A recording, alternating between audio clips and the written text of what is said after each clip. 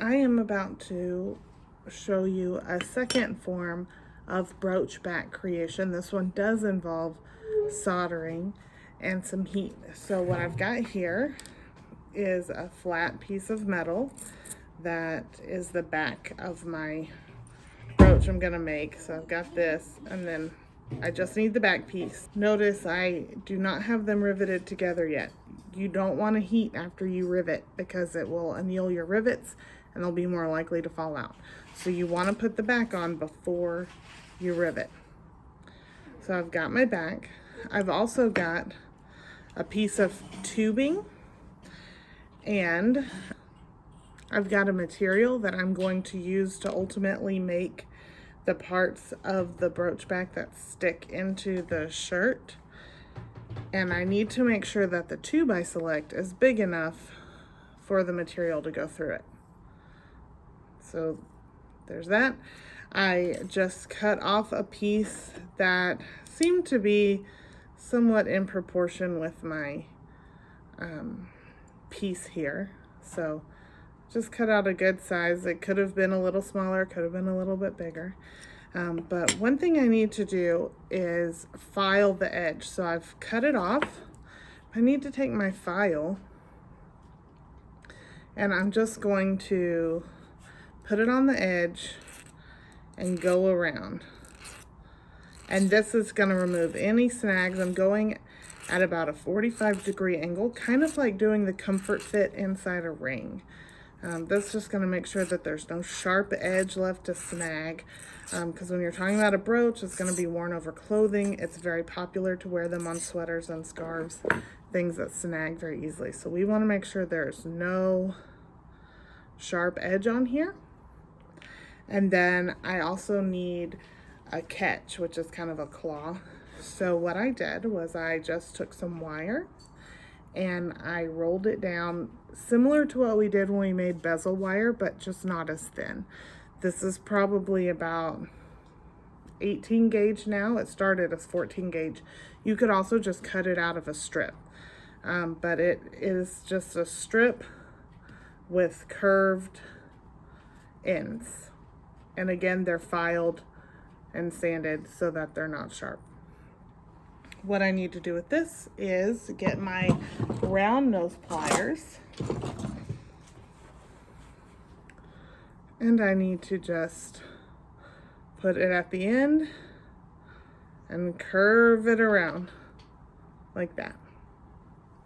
Gonna do it again. Put it at the end, curve it around, and you want it to be pretty hard. I mean, it's gonna anneal when you solder it on. And then, so I've got this shape. It's cute. The major thing is that it has to be shorter than your tube. Okay, so I've got my two pieces. The claw needs to be shorter than the tube. If it's bigger, then it won't work properly because there won't be anything making tension to hold it in. So I've got my pieces. The last thing I want to do is take a piece of sandpaper, turn my tube down flat like when you're coloring a big space with a crayon, and I want to just sand a little flat spot right on the bottom of this tube to help it sit flat and help it make more contact with the metal. So I just go back and forth over the sandpaper. I'm just creating a flat spot. That's all I'm doing. I'm not sanding very much off.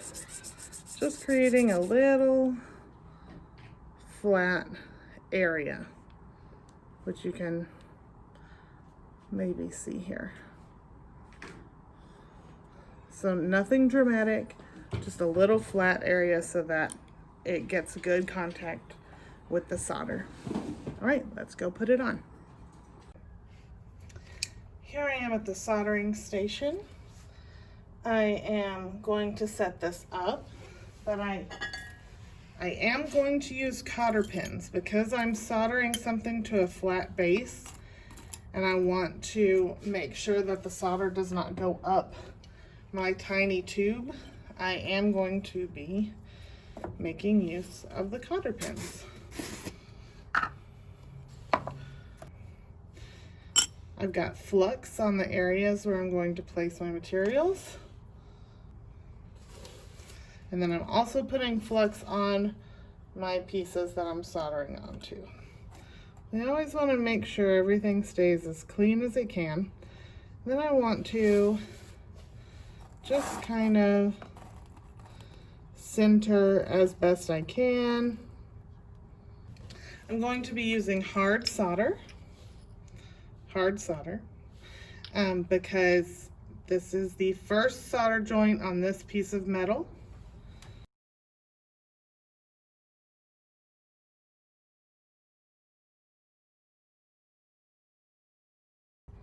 Okay, I think they're straight.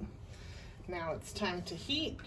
I'm going to choose a number 2 torch tip so that I make sure I get enough heat to keep that plate hot.